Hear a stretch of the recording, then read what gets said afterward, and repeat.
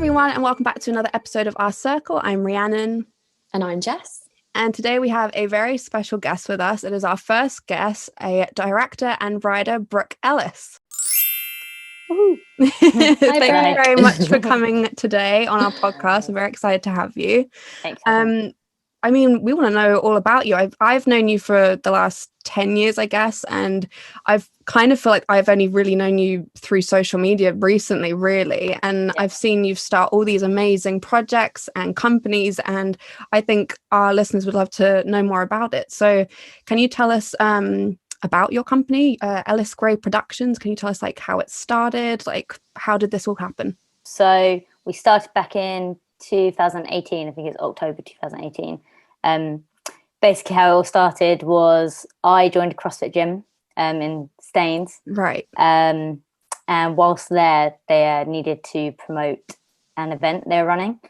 And they obviously, a few of them had heard that I do a bit of filming here and there.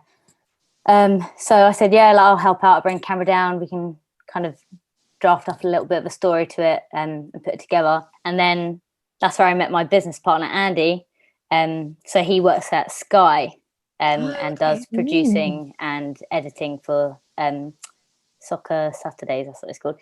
And he was about, and he was like, Brooke, do you want a hand? And I was like, yeah, go for it. So I brought down my equipment. We both got filming, and everyone who was involved loved it. And afterwards, we were kind of like laughing. We did like a mini little premiere to it. That's cute. Yeah, it was cute. And then, at the end, someone was like, "Oh, Ellis Gray Productions," and we were like, "Ha ha ha!" Like, had a little giggle, and then we kind of like stopped, looked at each other, like, that has a good ring to it. And then, like a few days later, I just called Andy. I was like, "Should we actually maybe just give it a go? Let's do this." Yeah, and then, and then that was pretty much it. We like pretty much straight after started looking into kind of money which is needed, kind of how we would set out the company, what our goals are and stuff like that, put together a business plan, and then all kick-started. We started doing a bit of a few videos for rugby teams around London, and then we had a few buddies of ours who needed some promo videos, and then it all kind of spread through word of mouth. And I was going to ask, was it sort of done through like friends and word of mouth, or did you sort of put yourself out there? Did you try and like reach out to the rugby teams and stuff like that? Definitely at the beginning, it was word of mouth, and then obviously as we started to become a little bit more serious, I guess, right. We started kind of researching the kind of companies we want to be helping and teams and stuff like that. And now we're working with like Harlequins and that's amazing. Gillingham Football Club, and how do you sort of approach them though? Is that almost like saying, look, we've noticed that your videos are shit, like can we make it better for you? Or is it like we can do this better? Basically I go on a lot of company sites and stuff like that, and I do hope, like obviously I feel bad for the companies, but I do hope they have a bit of a shit video going on. And I basically put that into nicer words through an email. So you approach them? Yeah, I approach a lot of them. So we kind of like set out marketing strategies for every quarter. Right. And create lists of kind of the companies we want to approach. Kind of we draft up emails, and then ping them out, and in the nicest way remind them that their content's looking shit. So Brooke, I'm meeting you for the first time today. So can you tell me a bit about you before Ellis Gray Productions? Have you always had an interest in production? How did that come about? So I have. I've always wanted to direct. I think my earliest memory of telling people that I wanted to direct was I was 7 years old. Oh, wow. I think that's year 2. And I remember like being sound. I know. Okay, so I watched Titanic for the first time. Me and my dad shit. And you're like, I could do it better.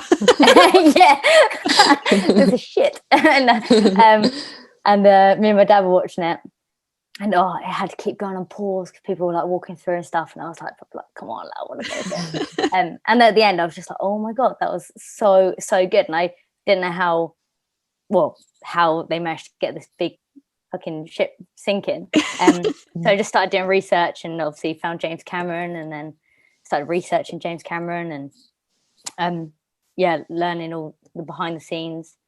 Do you ever like click on the DVD bonus features? Or like I always did that. Okay, good. I still do it now. Yeah, same. I just sit there for hours. Yeah, you just want to be nosy and find out how it all happened. Yes, I love it. Yeah, and then a few days later, I remember being in class, in like year 2, I think it was, and the teacher asked, "What does everyone do when they grow up?" And everyone was saying kind of, obviously some people had interesting things, but it was kind of like teacher, blah blah. And then I said film director or filmmaker. I just remember like this moment, and my teacher kind of like stopped and stared at me. She was like, "That's cool," or something like that. And then just from then, I wanted to do it. So I started trying to. I was like really little as well, so I had my dad's help. We were like contacting probably over the top big names who probably saw it and was like, no. And tried to approach like production companies and stuff like that and say, obviously I'm young, like interested, blah blah. Wow. And then I got some work experience when I was 12 or 13 maybe, on a production with Maggie Gyllenhaal, however you say her name. Yeah. Wow. And then from there it just kind of, I started working with a few other people, then going on to a few other productions, some short, some features. So you've literally been doing this forever then? I have, yeah. Annoyingly, haven't been able to kind of commit fully to that side of things. It got to a point where, obviously everyone's different, has different experiences with it. But it got to a point where I was a PA, and then I was a PA, and I was a PA, and I was a PA, and I was a PA. And you're putting in hours from like, I'd be getting up at like 5 a.m, traveling to London, then coming home at like 1 or 2 a.m, then following morning. Yeah. It was kind of like, I want to make movies. Like, obviously I want to help make movies, but I want to make my stories. And I was just like, if I'm doing this every day, it's hard. Yeah, again, so many people have different opinions of it, but I just think make them. Do you know what I mean? So yeah, definitely. I kind of like left that side of it, and then obviously went into I think experience is great, but you can also still make stuff. You don't have to just constantly be getting experience, and also making stuff is experience, I think. So exactly. Like, and so many people I'd met on set and stuff, like there was a mixture. There was people who had gone to like film school, and then there was another bunch which were like, don't go to film school. What did you do? I didn't go to film school. Okay. So originally I wanted to go to New York Film Academy. Yeah. But I kind of scrapped that idea because I was working on a few productions. And then, started making my own stuff, working with a few other independent filmmakers, doing some shorts. And then I did Met Film School for like 2 months, maybe, like a really intense basic course. Right. And then obviously I started Ellis Gray Productions. And wow. So is your full-time job then Ellis Gray Productions? No, so I literally so many roles. I also do website building and digital marketing. And amazing. Design. Wow, you do everything. But yes, I do that full-time as well as Ellis Gray Productions full-time. It's kind of like working from home, like COVID is actually borderline a blessing because I get to work on Ellis Gray solidly while still at work.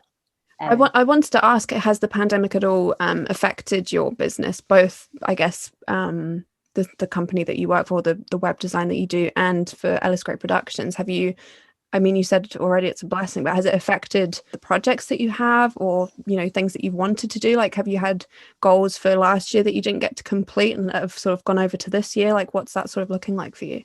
We did, yeah. So obviously our business plan, we're like adjusting it as we go along yearly. Right. And we obviously had like X amount of goals for last year. And then when the pandemic did hit, it did have, I think, same with most companies, it's kind of like, it was a scary moment where they didn't know how things are going to go, if they're going to be losing money and stuff like that. So a lot of projects kind of got either cancelled or postponed. And also there was a lot of, obviously, so many companies didn't know if they're allowed to work during the time and blah, blah, blah. So yeah, loads of projects got pushed back, and we managed to, on the last quarter of last year, we were working like constantly back to back projects. So many we kind of missed out on last year, but trying to get them all back this year and we've got Is a there good anything little that we list. can sort of know about this year? Like anything that's sort of upcoming? We've seen that you have a project called I Have Something to Say coming up. Is that planned for this year? Yeah. So that is a poetic production, which we're aiming to film July or end of July. Okay. So the aim of the project is basically to raise awareness for LGBT individuals with coming out to their parents. Amazing. What inspired that, Brooke? So the inspiration came from a number of things, with myself being gay, and obviously I had to have that scary conversation with my parents and friends. And can we ask how that experience was? Yeah, it was actually fine. So going back a little bit to kind of how that conversation came about. I'd been gay for ages, but it was a bit like I liked boys at the time and I liked girls and couldn't quite work out what one I preferred. And yeah, I went to Camp America. Oh yeah, my brother did that last year. Yeah. Oh, cool. I think this is where a lot of people kind of discover they're gay as well. But Really? I came back from Camp America and it was like I just had all my friends from Camp America basically like, I'm gay. It's like okay. So I'm like, yeah. Nothing weird went down in camp either. It was just like I think everyone just felt so comfortable. Yeah, I'd like met a girl out there who I liked, and then came back and we were just texting constantly and stuff like that. She was like, "Oh, I might like come to the UK," and I was like, "Oh my god, like this." I probably need to tell my parents. And then she actually came, and I hadn't told my parents by then, so it was a bit awkward because like we're staying in the same room and in my house and stuff like that. And then when she left, I was obviously well sad. And then I had told my younger brother, who's also gay. Okay. Wow. Okay. Yeah, and he was buzzing. He was just like, "Oh yes, like I'm not the only gay." And then and then I told my other siblings. Again, we're all like so close. They just kind of like made jokes and like obviously I wasn't offended. I'm sure maybe some people would be offended if it was them. But yeah, it was like really nice. And then I was a bit nervous about telling my mum because so when my younger brother came out, he had a really tough time. He got bullied and stuff, and he really struggled dealing with being gay. So he came out before you did? Yeah. Okay. There's so many like little twists and turns to this story. Yeah, she found it really hard because she saw him struggling and stuff like that. And she comes from a bit of a background where I guess it's not the norm. It just wasn't. They just weren't used to having like gay people around, I guess, or known of anyway. So yeah, I told my dad, and I was like, "Should I tell my mom? Should I tell mom?" And he was like, "Maybe I'll tell her." I was like, "Okay." So it was like a waiting game. I was at work, like twiddling my thumbs, like, "Oh no!" And then and then she did have a bit of a tough time with me. How old were you when this conversation happened? 19. Oh, okay. And were your family, your siblings, the first people you told, or did you tell your friends before that? Or I had told my friends, but I did the old. Hopefully that's not friends, but I did the old. I'm bi, and then they were literally everyone was like, "Why is that? Do you find that that's easier to like? Is that easier than saying I think gay, so? to say that you're a bit of both, or it definitely felt it. I think it's almost like the best way I can describe it is you don't know how they necessarily going to be when you just say I like girls, but when you say, "Oh, I still like boys," by the way, like who I've been liking all these years, I guess it did feel almost a little bit easier, which maybe is what other people feel when obviously some people are bi, but when people are coming out as gay, sometimes I'm guessing it's a little bit easier. I'm really interested about that. Like, do you mean that you were worried that your friends would think you were like lying all that time, or what do you mean by like? No, I don't know, because my friends are like, all the girls are lovely. They're so nice and accepting and stuff. I think I really don't know. I don't know how to describe just testing it. The waters. Yeah, that's probably the best way to describe it. It was like, I'm going to just throw this out there, but not completely, and just see how they react. Because I mean, I had one friend who was like, "Oh, it's probably a phase," and I was like, Oh no, that is not why. No, it's not. But I was like, yeah, maybe. Did you find it hard then when you were at school? Because you said you waited till you were 19 to come out, but you said that you had been for ages, sort of thing. So was that sort of like an internal thing, like you were having to sort of? Because I mean, the time that we were at high school, secondary school, I feel like the conversation about being gay or anything that wasn't straight was sort of only just starting to really be spoken about in social media, because social media just started sort of coming up. And like my earliest memory for where people at school were talking about it was when they did an episode in Glee. And so that was sort of showing stuff at the time. So how was that for you? Because if you're not telling people, then were you sort of having to internalize it? No, so like I think like I said at the beginning of the conversation, it was like I did actually like boys at the same time. So like it sounds ridiculous, but the earliest memory I have of like liking girls was genuinely in reception. There's this one girl, and I was like, I remember me and my mate Toby at the time, we like basically fought over this girl, and which I'm sure if someone else heard at the time, like, what is going on? I think that's quite sweet. Yeah. And then throughout school it was just kind of like there was no one, like I never had like a friend or some, like a lot of people ask, is there like a friend that you fancied or something like that? Oh, I see. Which I didn't, like there wasn't. I just knew like you were saying, like Glee and stuff, like I was in drama, I did that for GCSE, and a bunch of my friends there were like, oh, you gotta watch Glee, I was like, no, I'm not gonna watch that. And I remember like one night like quickly putting it on, and there was Santana and Brittany, that's it. Yeah. And then and I remember like, oh my god, that's me. Like, I think Glee smashed it with the whole like having some sort of connection to it, because obviously Brittany and Santana completely break the stereotype, like being these hot cheerleaders, and obviously Santana's all like with guys at the beginning, and then I can't remember how her and Brittany get together, but I remember just being like, this is like, I could connect to it really well. And I think the same with many people on like who did watch Glee, and some people are definitely lying if they ever say that they didn't have a thing. Yeah, I think that kind of thing definitely helped with kind of acknowledging it a little bit better, maybe, that I was definitely attracted to women. Right. Did you find it, because you said your brother had quite a bad experience and was bullied, did you find it hard when it came you wanted to come out? Did you then find it hard having watched your brother struggle? As in, do you mean almost, did it kind of add to the fear of coming out? Or,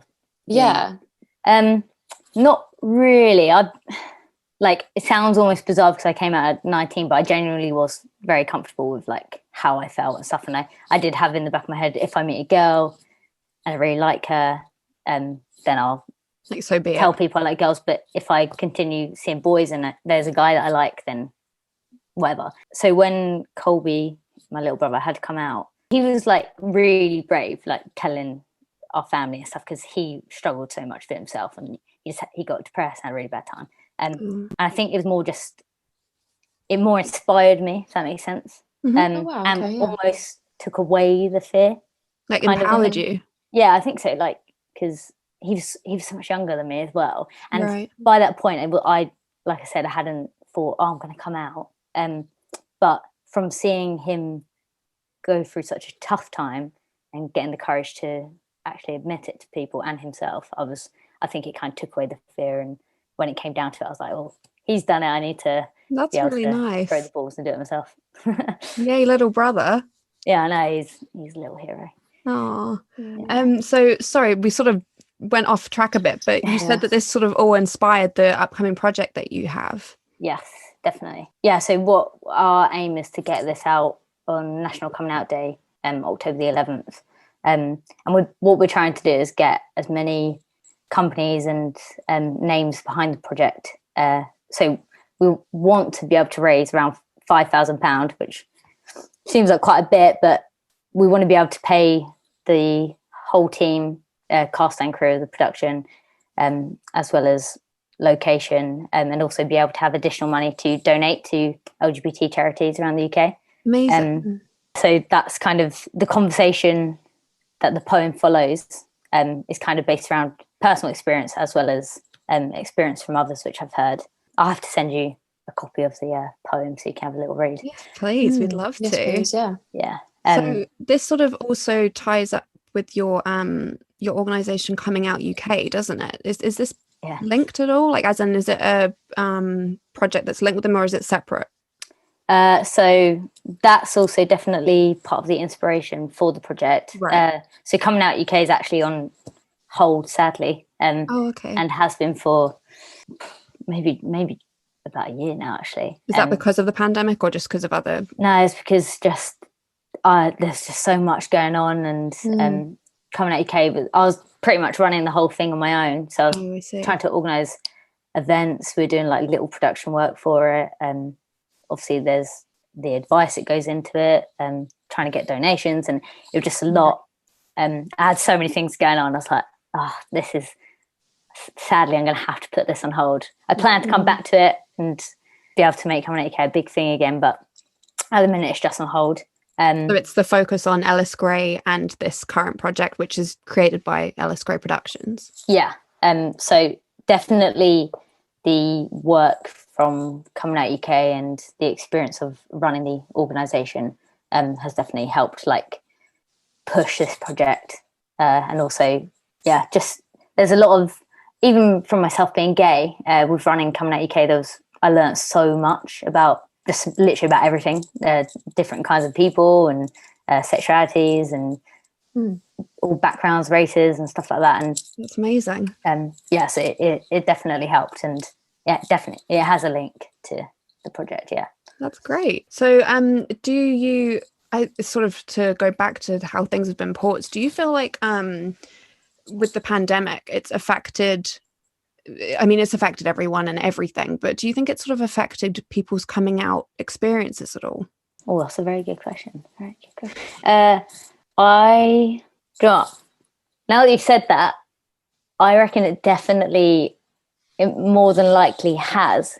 You think in a good way or a bad way? Because I mean, some people might find if they've got more time with their family, it's like, okay, they've either got to like get it out, like it's like, okay, I've got no escape, I've got to say it, or they're like, right, I'm keeping my lips sealed for this whole time until I'm free, sort of thing. Do you, you know?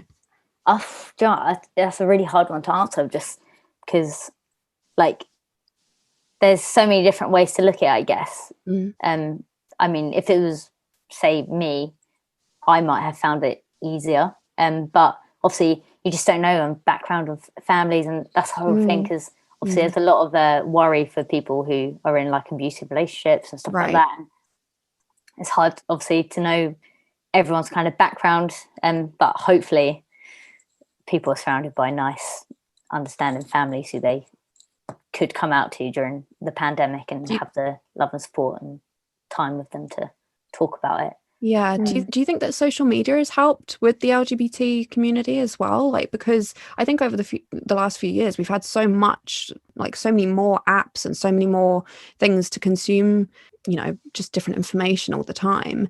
Do you think that's helped the community? I reckon so, definitely. There's like we were saying, like with like Glee and stuff like that, that's obviously like watching like a production about it. And then now there's so much information, so many charities, people seem to be openly putting their stories out, whether that's on like YouTube through video or just blogs and stuff like that. There's also a lot of like coming out videos and stuff which get pushed around social media, which are easy enough to access. And from running Coming Out UK, I remember we interviewed a bunch of people for a short documentary, and a lot of people did say that kind of social media almost backed them slightly, kind of putting their story out or admitting it online. There was a lot of support. Obviously there's always going to be some sort of people who are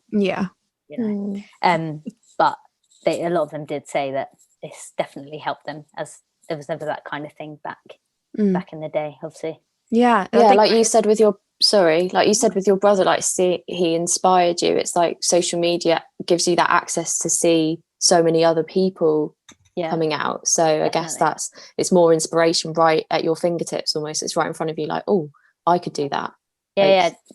Literally. And because when he actually came out, I don't think like we're saying, around all like social media kind of hit got bigger when we were in secondary school. So when he came out, he was a lot younger than me. So there wasn't really, I mean, I very much doubt we were on Facebook or anything like that back then. But I know that now he does find comfort, I guess, in like the social media side of things, like all the gay community on social media.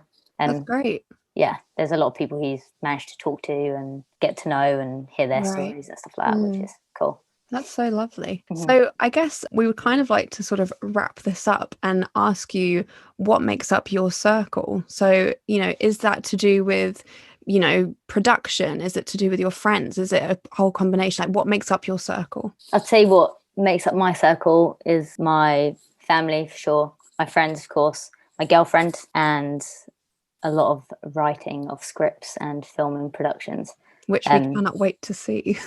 Yeah, I'll definitely give you guys a little sneak peek once it's got going, and like inspiring people and kind of raising awareness through the work that we actually do at Ellis Gray Productions. That's a big aim of ours. So I think leading from that, so we always like to end each episode promoting a small business or a charity or an organization, and we've asked if you would like to promote one, and I think you said that you would like to promote Ellis Gray Productions. Is that correct, in your project? If you want to just tell people how they can find you and how they can support. Yeah, so you can find Ellis Gray Productions across all social media platforms. If you just follow at Ellis Gray Productions. We also got a website, which is www.ellisgrayprod.com. If you are interested in auditioning or being a part of the I Have Something to Say project, please feel free to contact us, and we'll send over further information on how to get involved. Amazing. And I think also if you go on to the social media on Instagram, they have a link as well that takes you to the GoFundMe. So if you'd like to make a donation, please do. We want to see this project be made. I think that's it. Thank you so much for coming and being our first guest. This has been awesome. Thank you, Brooke. We love getting to hear about everything you're doing. Everyone, if you can, make sure you're following Brooke and everything that she's promoted. Also, make sure to like and subscribe to this podcast and video and all of our social media as per. And we'll see you for our next episode. Bye. Bye.